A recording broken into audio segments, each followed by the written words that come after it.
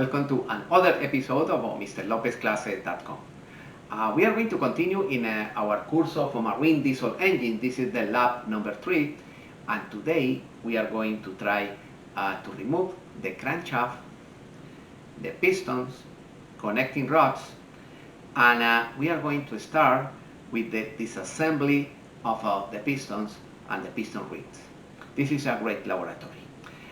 In order to remove those elements, I recommend put the block of the engine on a table or in the stand, the rotary stand, and try to put the block inclined in order to get access to the cylinders, and in the back to get access to the connecting rods, the caps of the connecting rods.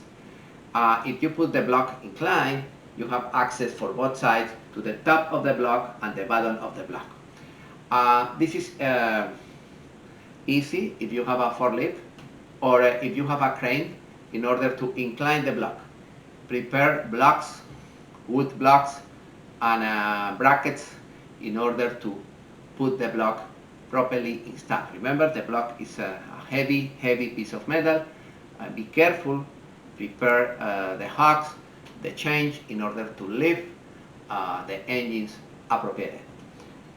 Use the gloves and always work with the supervision of your instructor or other person with more experience. In some cases, you need to do that procedure inside of the engine room. For that reason, you need to use the I-frame, small I-frames specialized for that purpose. Okay, my friends?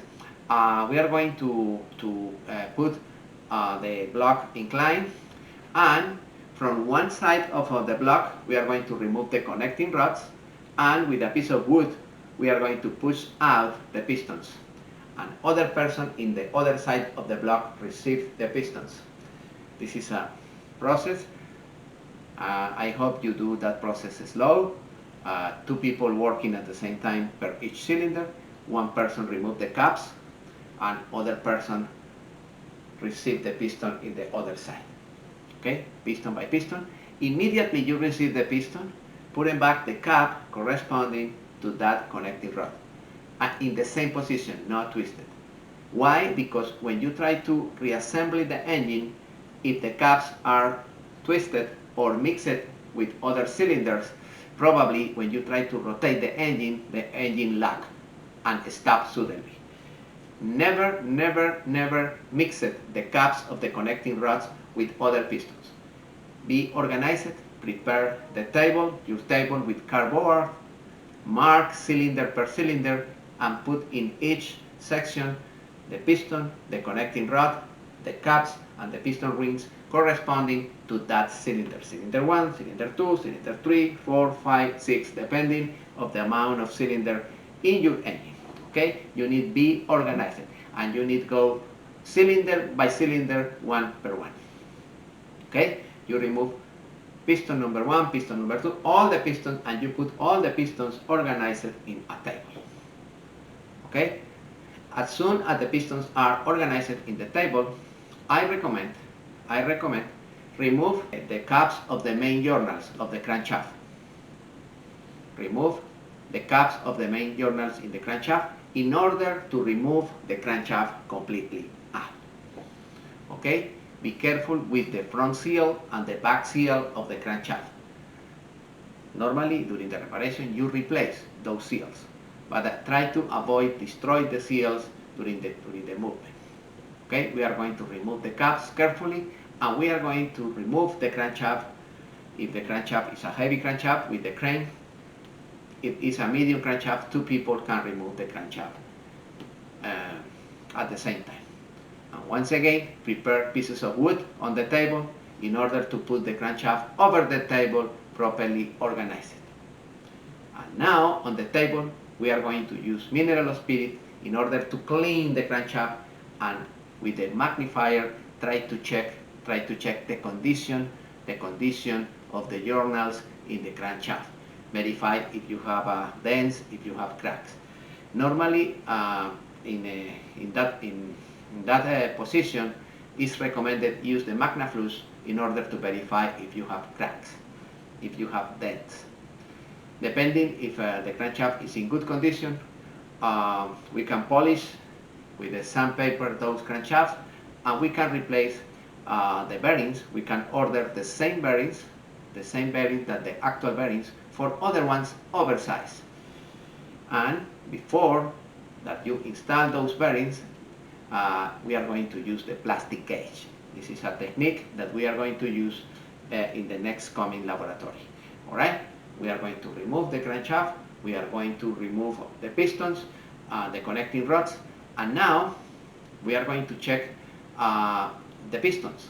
And in the pistons, we are going to remove, using the appropriate tool, we are going to remove the piston rings. Be careful, avoid break those piston rings.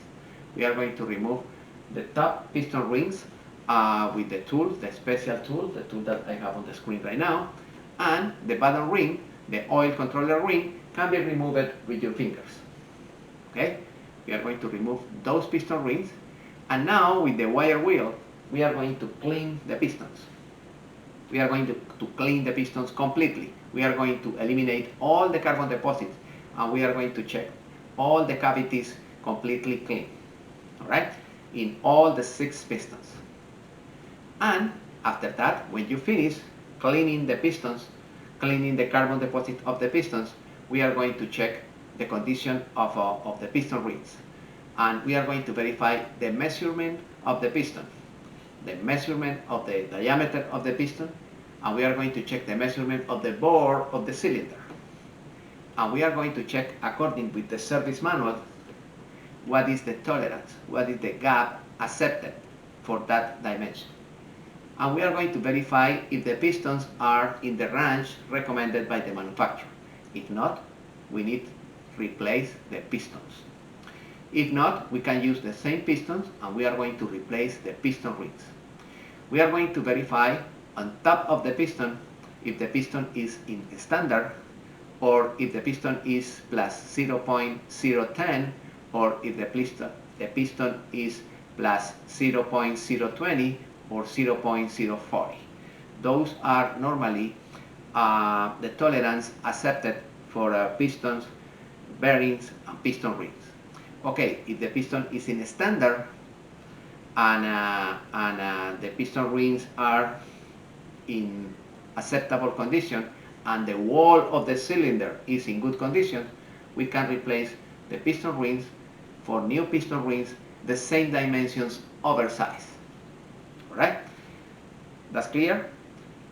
We are going to order, if the wall of the cylinder is in good condition, we are going to replace the piston rings for the same original piston rings, oversized. Remember that you can order the piston rings in the same dimension, or oversized or undersized, the same dimension, standard, plus 10, plus 20, or plus 40. In each of those dimensions, you can order the piston rings and the bearings in the same dimension, oversized or undersized. Okay, because this is a wear engine, I recommend oversized. And after that, we are going to verify the gap, the tolerance, if the tolerance is according with the service manual. Follow the recommendation of your instructor. This procedure should be with your instructor together. Okay? Alright. We are going to clean the pistons. We are going to remove the piston rings. And now, with the piston rings out and the piston cleans, we are going to check the cylinder walls. And we are going to hone the cylinders with that tool, with the honing process. And we are going to follow that procedure. The first step, we are going to use the stand, the drill, with mineral spirit. We are going to pass for 5 minutes, 10 minutes. We are going to stop periodically, and with a rag, we are going to clean the wall of the cylinder, and with the light and the magnifier, we are going to verify that the cylinder is properly polished. No dents, no cracks, no nothing. We are going to repeat the procedure 2 or 3 times, and after that, we are going to use the glassing balls, that element, in order to polish like a mirror the cylinder wall. This is the process. That's the process. And after that, we clean again with the rag and we analyze the condition of the cylinder wall. We are going to use that procedure one per one cylinder by cylinder. And of course, if one of the cylinder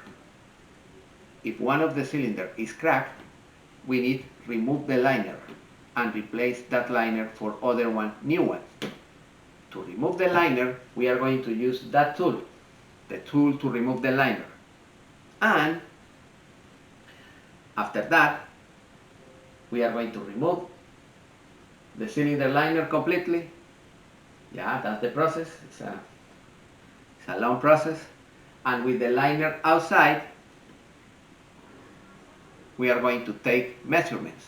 Measurements of the diameter, the bore of the cylinder, measurements of the protrusion on top, the shoulder on top of the cylinder liner, and measurements of the length of the cylinder liner in order to order the new liner.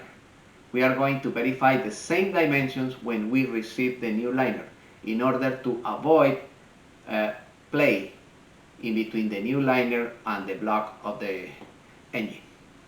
Okay, this is the process. We are going to verify those dimensions before we install the liner. Be careful when you remove the liners with the O-rings on the liners in the bottom. Those specific O-rings. Those O-rings should be exactly the same color than the original. In some manufacturers they have 3 different colors: green, the top one, orange, the middle one, and black, the bottom one, because it's in contact with the oil. Okay, we are going to replace all of those elements before we put them back the liner. That's the process to put them back the liner. Okay, this is a nice project. This is a long project. We are going to remove crankshaft, pistons, connecting rods, liners, and piston rings.